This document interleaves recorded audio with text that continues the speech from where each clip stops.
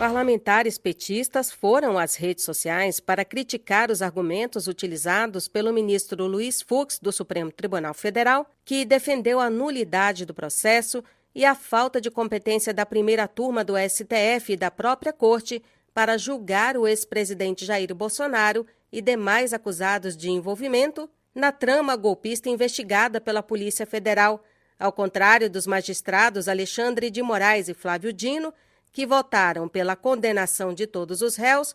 Fux absolveu a maioria, condenando apenas o ajudante de ordens do ex-presidente Mauro Cid e Braga Neto por tentativa de abolição do Estado Democrático de Direito. O líder da bancada do PT na Câmara dos Deputados, Lindbergh Farias, apontou algumas das contradições, especialmente ao que se refere à competência, ao tratamento dado aos apontados como responsáveis pela organização criminosa e os que participaram dos atos de 8 de janeiro de 2023 na Praça dos Três Poderes. No 8 de janeiro, ele condenou 400 pessoas. Diz que era organização criminosa. Veja, os peixinhos participaram de organização criminosa.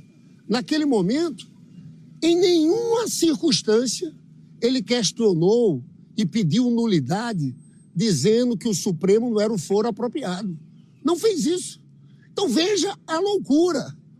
Hoje, o mordomo aqui foi condenado e Bolsonaro não sabia de nada. Vocês tentam entender isso? Sobre a abolição violenta do Estado Democrático de Direito. Se o tenente-coronel Mauro Cid, que era ajudante de ordens, foi condenado, era o quê? Era um golpe surpresa que eles estavam fazendo? Bolsonaro ia ser surpreendido? Vídeo preparado pela TV PT, desmontando a tese da defesa dos réus, mostra que o advogado Celso Velarde, que representa Bolsonaro, repetiu como um mantra que não há uma única prova contra o ex-presidente. No entanto, a Polícia Federal e a Procuradoria-Geral da República já apresentaram evidências concretas. A mais simbólica é a chamada Minuta do Golpe, um documento elaborado para sustentar a ruptura institucional. A defesa do ex-ministro da Justiça, Anderson Torres, sustentou que a minuta encontrada em sua casa era apenas um arquivo que circulava na internet. A PGR, porém, comprovou que a impressão partiu do próprio Palácio do Planalto. Vilarde também sustentou que o documento não passava de um papel sem valor, mas um áudio do general Mário Fernandes e um depoimento do ex-ajudante de ordens Mauro Cid confirmam o contrário. Cid relatou ainda que a minuta foi apresentada em reunião no Palácio da Alvorada, com a presença dos comandantes das Forças Armadas. Mesmo diante de provas robustas sobre a tentativa de golpe de Estado, Celso Vilarde tentou lançar dúvidas sobre o 8 de janeiro. A edição da TV PT mostrou as fortes imagens da fatídica invasão na sede dos Três Poderes.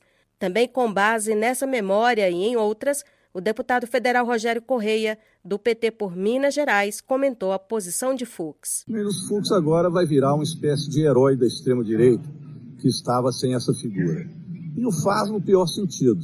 Sinceramente, ele tratar como bravatas todos os atos que foram feitos para tentativa de golpe, bomba em aeroporto de Brasília, quebra de ônibus, tentativa de invasão da Polícia Federal, quebra de torres de luz para deixar o povo no escuro, pessoas pedindo a volta do regime militar na porta dos quartéis, generais se articulando, Mauro Cid articulando os generais para poder fazer com que, se tivesse realmente condições das Forças Armadas aderir ao golpe. Tudo isso ele ignora, não diz nada. A reportagem da TV PT mostra ainda que José Luiz Lima, advogado de Braga Neto, defendeu a inocência de seu cliente, mas Mauro Cid revelou que o general foi um dos líderes da articulação, responsável por mobilizar apoiadores nos acampamentos em frente aos quartéis.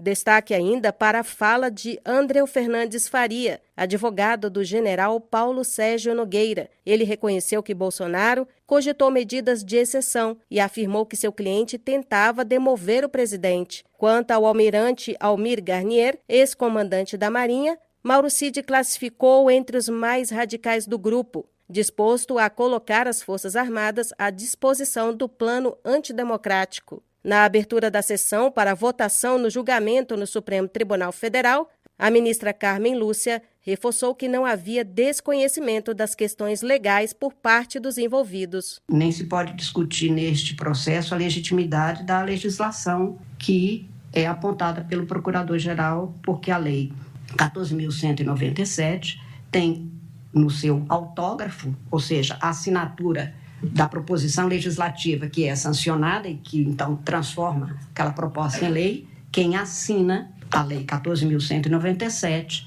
são 4 dos 8 réus nesta ação. Jair Messias Bolsonaro, Anderson Gustavo Torres, Walter Souza Braga Neto e Augusto Heleno Ribeiro. Eles é que assinam este projeto de lei. Então, não apenas é legítimo, foi feita pelo Congresso e promulgada na forma da Constituição, como ainda não se podia dizer que não se desconhecia que tentar abolir o Estado ou atentar contra os poderes, porque 4 dos 8 são exatamente os que têm a autoria do autógrafo desta lei.